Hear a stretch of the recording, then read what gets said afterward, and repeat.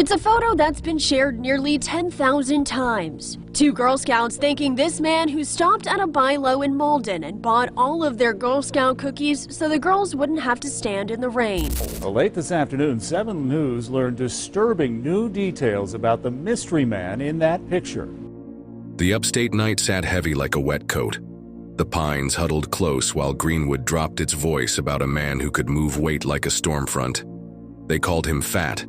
And when Detric Fat McGowan slid onto a block, plans shifted, and the street learned his gravity.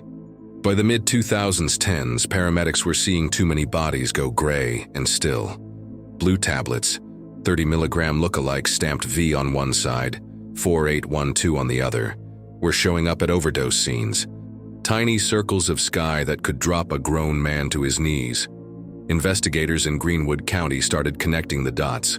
Phones lit up, stash spots got warm, and the name McGowan kept circling back like a hawk. The map pointed to a crew working the corridor between Lawrence and Greenwood counties, with product and cash spreading further out into the Carolinas. You can trace one thread of his world to a quiet spot in Mountville, a stash location worked off Jefferson Davis Road, where dope was stored and cooked down. It wasn't just one hustle. It was a system. Heroin, cocaine, fentanyl, mixed, pressed, parceled, and pushed. And the money moved like water. In October 2018, according to the feds, 4 members of the outfit plotted to ship over $1 million out of the country, southbound, to bring the pipeline back north loaded again. Names stacked up around McGowan: Donald T.J. Thomas Jr., Christopher Cunningham, Richard Longshore, Trevor Hull, and more, each a gear in the engine. Crews like this don't need the big city to be big. They just need highways, quiet roads, and folks willing to do a job without asking who it kills. Then came the winter plot twist that made him national. A photo outside a buy-low in Malden. 2 Girl Scouts shivering in the cold, a man stepping up, peeling off $540 and buying all 129 boxes so they could go home. "Pack up all your cookies," he told them. The picture went viral. The comments called him a hero.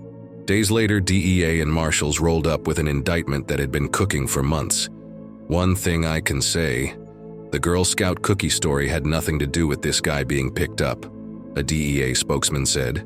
They were coming either way. The timing just made the fall louder. Court papers filled in what the street already understood.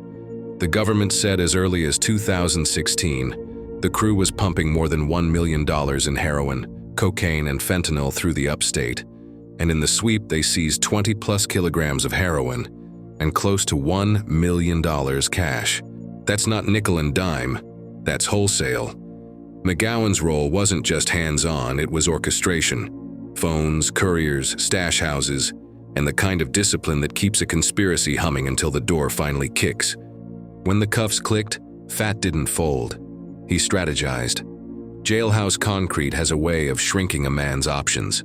The FBI says he tried to cut a darker deal, offering a cellmate $10,000 to take out his prosecutor and a witness. When confronted by the feds, he confessed. In the underworld, violence is a kind of punctuation. In federal court, it's a new chapter with worse pages. He pled out in August 2019. Drug conspiracy. Heroin, cocaine, fentanyl, tramadol. Possession of a kilo plus of heroin with intent, money laundering conspiracy, and 2 obstruction counts tied to the murder-for-hire talk. The judge weighed the poison and the plan, then in March 2020 laid down the time. 420 months, 35 years, followed by a decade of watchful freedom. No parole in the federal system. That's a long clock, even for a man who learned to keep his face stone still.